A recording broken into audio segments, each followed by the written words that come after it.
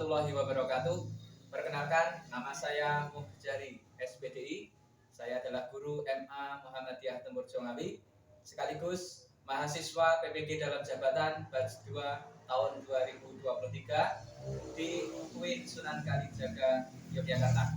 Pada hari ini, Kamis 30 November 2023, saya akan melaksanakan praktek pembelajaran dalam rangka UKIN di MA Muhammadiyah Temburjo Ngawi. Selamat menyaksikan.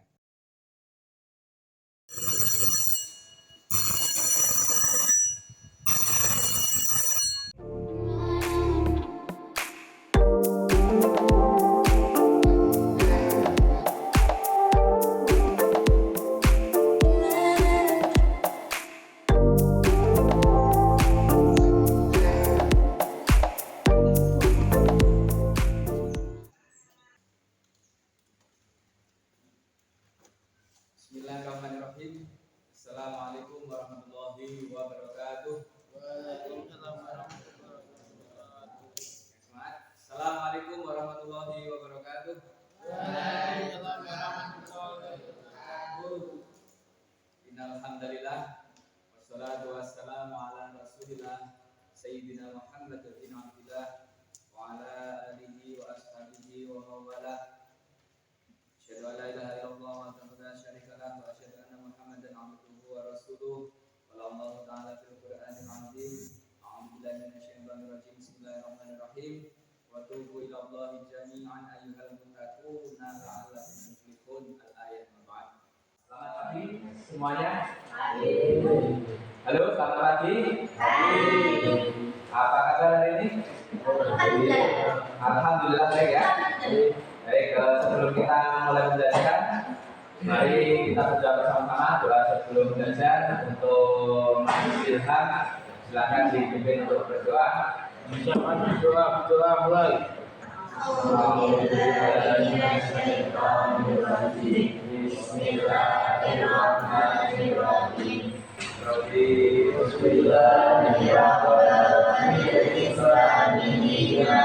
Muhammadin nabiyyan wa rasulah. Rabbi zidni ilma warzuqni fahman wa 'amalan shalihan wa qulban saliman. Amin ya rabbal alamin. Baik, saya pengen absen dulu.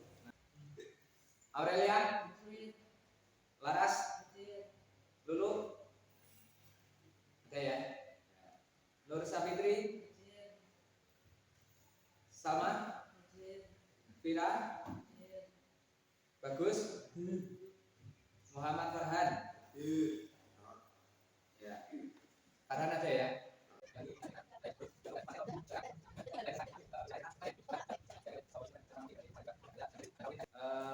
Sebelum kita mulai pembelajaran, silahkan dipersiapkan peralatannya, silahkan bukunya dikeluarkan. Yang tidak diperlukan, yang mungkin yang masih menyimpan jajan atau mungkin ya mainan atau apapun disingkirkan dulu, dimasukkan ke dalam buku sorokan. Ya, yang di atas meja hanya alat dan peralatan serta ya bahan kita untuk belajar. Boleh buku dan yang lain disiapkan, pensilnya sebelum kita melaksanakan pembelajaran dan belajar pada hari ini. Sudah? Ya, sambil sampah-sampahnya juga dibersihkan kalau ada. Sebelum kita menyampaikan materi pada hari ini, tentunya kalian masih ingat di materi yang sebelumnya yang sudah kita sampaikan di pertemuan yang sebelumnya, yaitu apa masih ingat? Tentang akhlak tercela. Ya, akhlak tercela. Akhlak tercela di antaranya ada apa saja? Ya, ada kubur, ya, terus kasar, ya. Coba Ilham, kasar itu apa? Iri hati ya, iri atau dengki, ya, iri hati atau dengki. Kalau kuburnya, Arif? Cinta dunia. Karena kita harus belajar tentang sifat dan sifat Allah Tidak salah. agar apa tujuannya? Nek katanya Bujaga itu tak kenal maka tak sayang. Kenapa kita harus belajar tentang sifat Allah? Tujuannya adalah agar kita lebih mengenal Allah.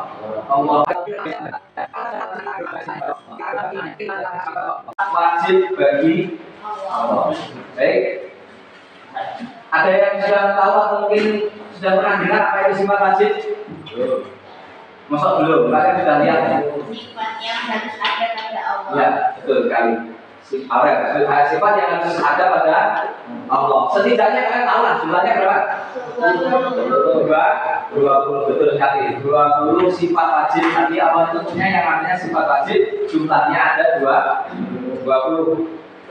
Baik, tadi sudah betul apa yang disampaikan oleh teman kalian bahwa sifat wajib itu adalah sifat yang harus ada, yang harus wajib hukumnya untuk ada dan melekat pada zat Allah.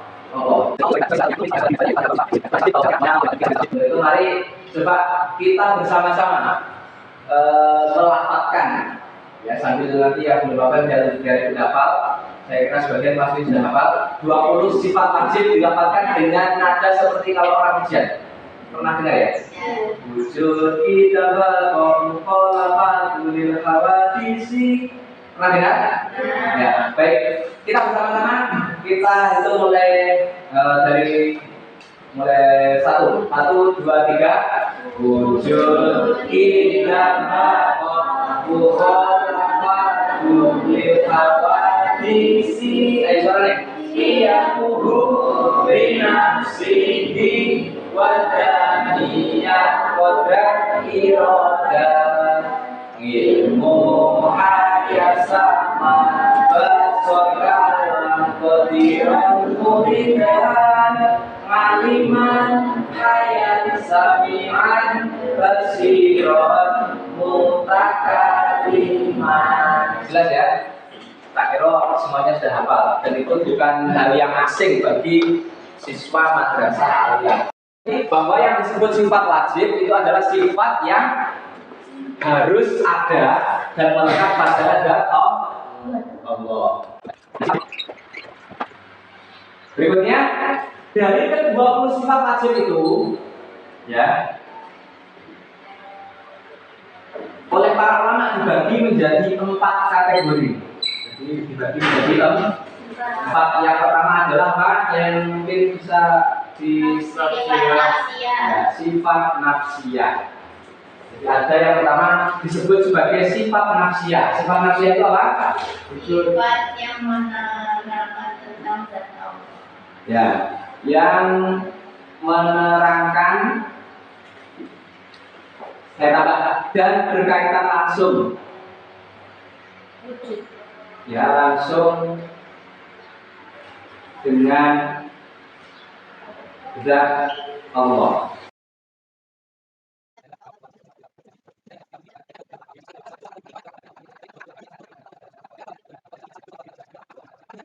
Di kategori atau pembagian sifat wajib bagi Allah yang pertama adalah sifat nafsiyah, yaitu sifat yang menerangkan dan berkaitan langsung dengan zat Allah, yaitu sifat wujud. Yang kedua adalah sifat salbiyah. Betul sekali, sifat salbiyah ini adalah sifat yang harus atau menghilangkan segala sifat. Ya, menghilangkan atau bahasa lain menolak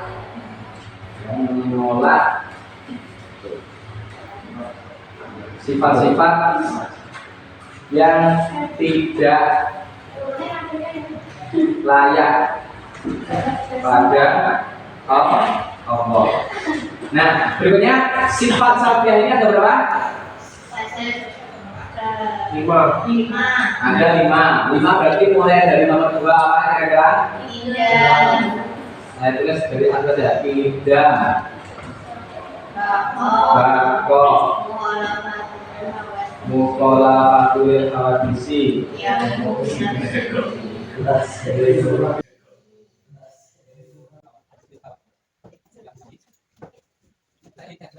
Kita bakal mukhalafatul hawadisi yang benar sini, terus wahdaniyah. Baik. Artinya kita itu dahulu atau paling paling awal si dewi orang yang disini Allah itu pertama kali, jadi tidak ada yang mendahului Allah. Ya Allah ada sebelum segala sesuatu ada, dan justru segala sesuatu itu ada karena Allah ada lebih dulu. Dulu itulah yang namanya ya. Kalau bapak artinya kekal atau abadi. Artinya bahwa Allah itu kekal, abadi, gak mungkin mati, gak mungkin musnah, gak mungkin punah, ya, tidak mungkin hancur. Kalau kita suwi-suwi dari paling kurang tahun, semuanya bakal mati. Bahkan bumi dan seisi yang kita tempat ini suatu saat juga akan hancur, akan musnah ketika nanti kiamat. Semuanya akan dihancurkan, dimusnahkan oleh Allah. Tetapi Allah tidak sama sekali, ya, tidak akan pernah hancur, tidak akan pernah musnah dan ya punah, karena Allah itu bersifat bako atau kekal abadi.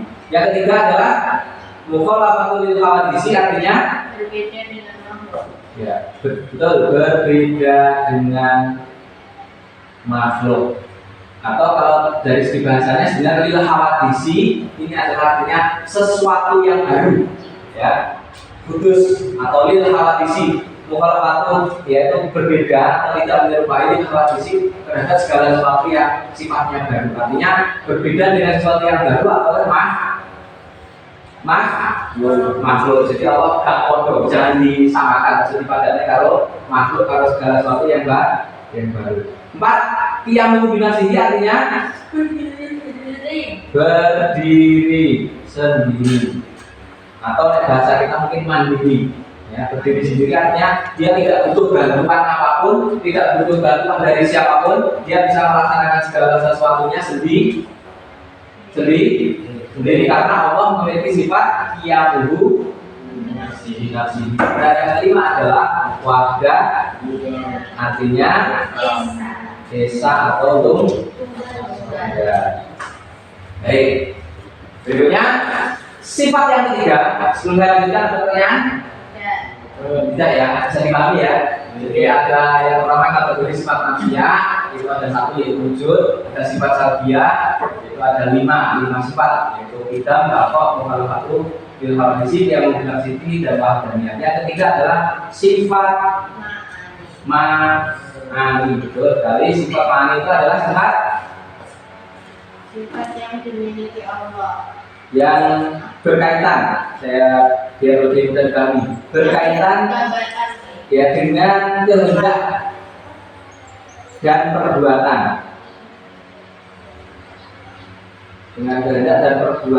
Allah. Jadi dengan akalnya Allah itu kan bisa berkehendak atau bisa melakukan segala sesuatu.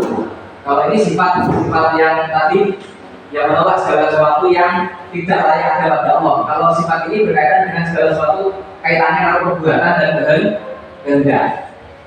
Sifat ma'ani ada berapa? Ada tuh 7, yaitu qadran, irodan, ilmun, hayat, ya, mas sama, 6 gasor, dan 7 kalah. Jadi ini kaitannya kalau kehendak atau perbuatan Allah, termasuk perbuatan seperti mendengar, seperti berbicara, seperti melihat, itu kan sebuah perbuatan. Jadi sifat ma'ani ini adalah yang berkaitan dengan kehendak dan juga perbuatan Allah. Jadi ada 7 sifat yang termasuk kategori sifat ma'ani, yaitu ada 7 mulai dari qudrat, iradah, ilmun, hayat, sama, basor, kalam. Qudrat artinya berkuasa, iradah berkehendak atau duwe karep, duwe kehendak, nah istilahnya. Terus ilmun mengetahui atau berilmu juga bisa kita pahami. Hayat hidup, sama mendengar. Jadi Allah juga bisa mendengar seperti kita. Terus basor melihat betul. Terus kalam berfirman. atau nek dalam kata-kata kita berkata-kata atau berucap atau berbicara. Tapi kalau Allah itu memang biasanya menggunakan istilah firman, karena ibarat bahasa itu bahasa yang lebih pas dan lebih pantas untuk menggambarkan bahwa Allah itu berfirman. Jadi ada 7. Kalau sifat 2 wajib tadi ada berapa? Ada 20. Yang satu ada di sifat nafsiyah, yang 5 masuk kategori sifat salbiyah. J 14 masih 14. Nah 14 itu dibagi menjadi 2, yaitu 7 untuk sifat ma'ani dan yang ke-7 masuk dalam sifat ma'nawiyah. Kenapa ma'nawiyah itu sebenarnya sifat yang hampir sama dengan ma'ani, cuma di sini adalah sifat penegasan atau memberikan penguatan. Apa sifat ma'nawiyah itu? Jumlahnya juga ada 7 menjadi ma'nawiyahnya apa? Kodrat menjadi qadiron. Terus irodat menjadi muridan. Ilmun aliman.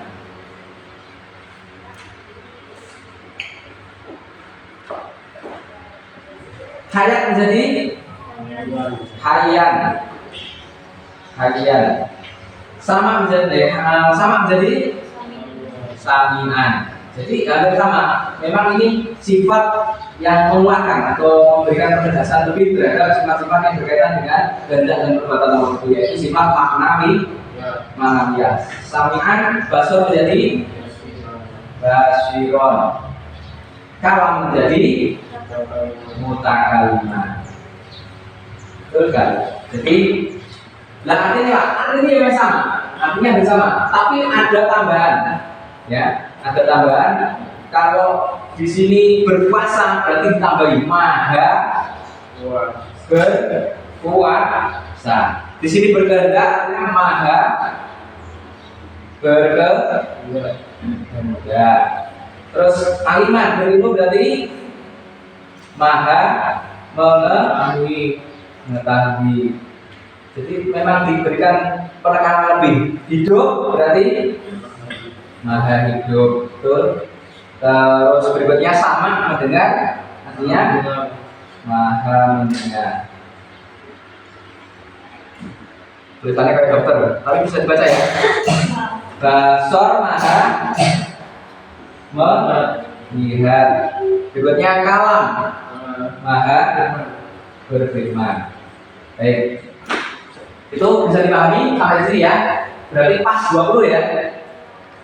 1 tambah 5 sama dengan 6 tambah 7 sama dengan 13 tambah 7 berarti genep sira 20 sifat wajib dibagi menjadi 4 kategori, yaitu nafsiyah, salbiyah, sifat ma'ani dan ma'nawiyah.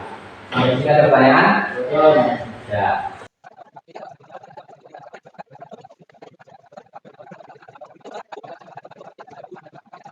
Dari mana kita tahu tentang sifat wajib?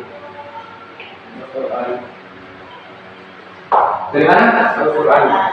Ya, alhamdulillah, dari Al-Quran. Al-Quran. Betul sekali. Jadi itu termasuk tadi kok sampai dikelompokkan jadi 4 kategori, itu adalah yang mengelompokkan, yang memberikan penjelasan itu juga ulama. Karena kalau dalam Al-Quran tidak ada penjelasan secara khusus atau yang detail bahwa sifat wajib yang sifatnya Allah itu dibagi menjadi 4 kategori. Yang menjelaskan adalah ulama, khususnya adalah ulama Ahlus Sunnah wal Jamaah. Kenapa saya menyampaikan ini? Terpecah belah menjadi beberapa aliran atau kelompok. Ada sebagian yang tidak setuju bahwa Allah itu diberikan sifat-sifat seperti yang sedang kita bahas saat ini. Siapa mereka? Ya, yang saya kasih bocoran, namanya aliran Mu'tazilah. Mu'tazilah itu aliran kelompok menyimpang. Jadi nanti mungkin yang akan kalian temui akan kita bahas di kelas 11 berkaitan dengan soal aliran-aliran dalam ilmu kalam.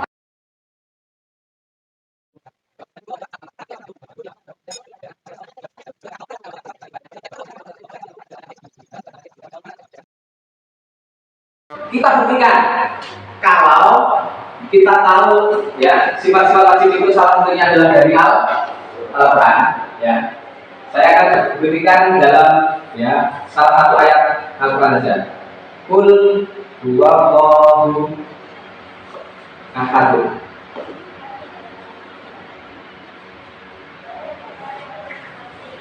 Coba kedua toh. Gimana bacanya? Qul huwallahu ahad. Ini ada dalam surat apa? Al-Ikhlas. Kira-kira ini kalau dikaitkan dengan sifat asma itu menerangkan tentang sifat apa? Masuk kategori yang mana ini menjelaskan tentang sifat wajib Allah yang mana? Ayo. Tidak nih. So idam.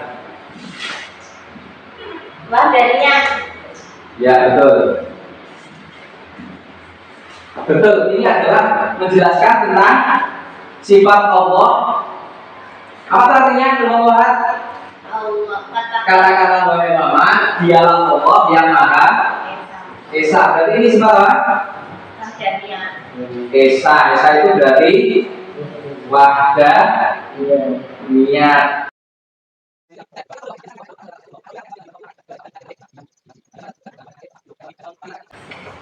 Sampai sini bisa dipahami? Bisa ya? Bahwa kita tahu betul bahwa Allah itu esa, yang menjelaskan, yang menunjukkan bahwa Allah esa itu Al-Quran. Salah satunya dalam surat Al-Ikhlas ayat 1 yaitu Qul huwallahu ahad. Kalau dikembalikan atau dikaitkan dengan sifat wajib yang kita bahas tadi, sifat wajib bagi Allah itu merupakan ya penjelasan dari sifat wahdani yang artinya adalah esa. Saya kasih contoh satu lagi. Kalian harus bisa mengamati, menganalisa kira-kira nanti masuknya kategori sifat wajib yang mana. Saya sampaikan satu contoh ayat. Ada yang tahu ini kira-kira surat apa atau ayat berapa? Kayak kalimat dari sedoso. Wa yabqa wajhu rabbika dzul jalali wal ikram. Kira-kira surat apa? Ada? Tahu enggak? Wa yabqa wajhu rabbika dzul jalali wal ikram. Surat betul. Ar-Rahman. Ayat kalau nggak salah ayat 26. Kira-kira ini menunjukkan sifat wajib bagi Allah yang mana? Waya pokok artinya adalah dan terkalah wajib hurufika dan Tuhanmu Dzul Jalali wal Ikram yang memiliki kemuliaan, keagungan dan kemuliaan. Jadi sifat atau Allah itu memiliki sifat yang kekal. Jadi zatnya Allah dan Tuhanmu itu adalah memiliki sifat yang kekal dan memiliki keagungan dan kemuliaan. Kira-kira ini menunjukkan sifat wajib ya Allah yang mana? Ya? Bakok betul. Waya bakok. Bakok artinya apa? Kekal. Betul sekali.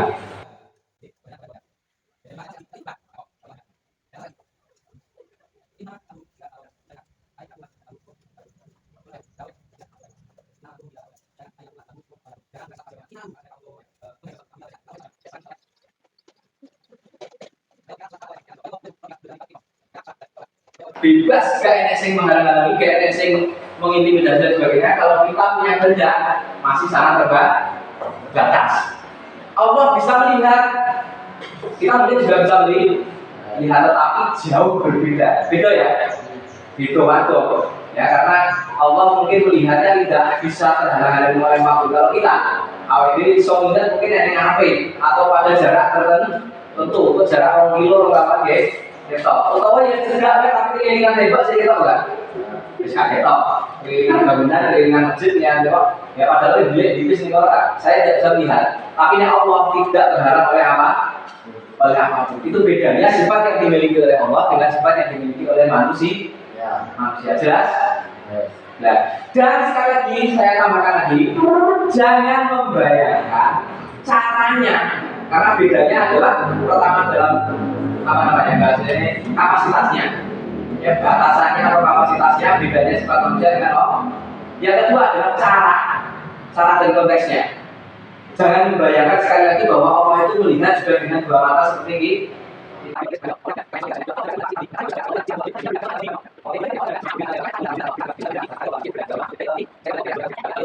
Ini saya kira penjelasan saya cukup. Mungkin ada yang tanyakan sebelum saya lanjutkan ke fase berikutnya? Tidak. Kalau tidak, ini untuk tugas kalian. Nanti silakan kalian membuat kelompok beranggotakan 2 orang. Tugasnya adalah ya silakan jelas adalah kelompok sudah jelas. Tugasnya ya saya menyiapkan beberapa potongan kertas berisikan tulisan Quran surat apa ayat berapa. Ya. Itu nanti tugasnya adalah kalian mencari ayat tersebut di Al-Quran. Ya, tugas masing-masing di bawah dicari ayatnya Quran surat berapa ayat berapa dicari boleh harus ditulis ayatnya. Jadi ayat apa yang ditulis artinya ya. Terus yang pertama adalah menulis ayatnya. Yang kedua adalah menulis artinya. Dan yang ketiga adalah nanti menjelaskan secara sederhana kira-kira ayat yang kalian tulis itu berkaitan dengan sifat wajib Allah yang mana di antara 20 sifat wajib tadi ya. Kamu sudah menulis ayat ini terus artinya apa di bawahnya. Poin ketiga adalah menjelaskan ini berkaitan dengan sifat wajib Allah yang mana di antara 20 sifat wajib. Jelas ya? Bisa dipahami? Tugasnya bisa dipahami. Ada pertanyaan atau masih bingung dengan tugasnya?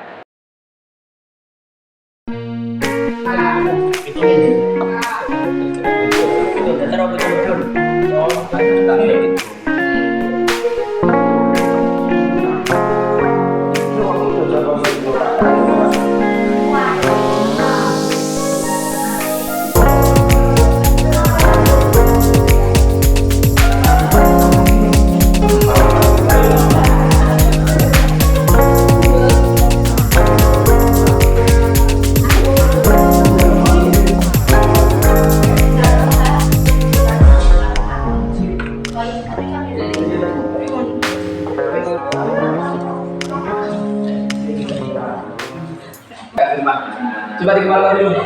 Dikasih nama Bapak. Ya, dikasih kelompoknya, namanya. Kelompok 1, 2, 3, 4. Kelompok yes. 1, 2, 3, 4. Kelompok berapa?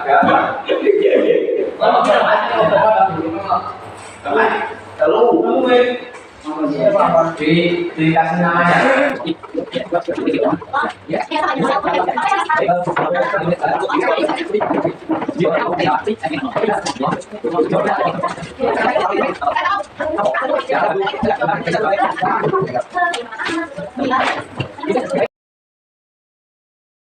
Ya, saya kira tidak. Baik, kalau tidak, mungkin pertemuan hari ini kita cukup. Ya, apa yang kita pelajari hari ini yaitu adalah bahwa kita belajar tentang sifat wajib bagi Allah. Kenapa kita harus belajar tentang sifat wajib bagi Allah? Ya, selain mempelajari itu untuk menambah keimanan dan kecintaan kepada Allah, ya tujuan kita belajar tentang sifat wajib bagi Allah itu adalah kita nanti bisa meneladani, kita bisa mengaplikasikan dalam kehidupan kita. Kita maksudnya mengaplikasikan, artinya ya kita meneladani sifat-sifat wajib bagi Allah. Kalau Allah itu maha melihat di awal ini nanti sanggon-gon awal ini berhati-hati karena Allah selalu melihat dan menyaksikan, memperhatikan kita. Itu tujuannya. Jadi selain menambah keimanan, ya menambah ketakwaan kita kepada Allah, menambah kecintaan kita kepada Allah dengan mengenali segala sifat-sifatnya, sifat wajibnya, juga kita dapat meneladani dalam kehidupan sehari-hari agar kita menjadi pribadi yang lebih lebih baik. Ya, sekali lagi kita menjadi muslim yang baik, yang melaksanakan tugas kita sebagai seorang muslim, yang menjadi muslim yang juga baik untuk lingkungan, untuk orang lain, karena orang yang terbaik itu adalah yang bermanfaat bagi orang lain. Terima kasih. Sekali lagi ada pertanyaan? Kalau tidak ada, mari kita tutup bersama-sama dengan doa kafaratul majelis bersama-sama.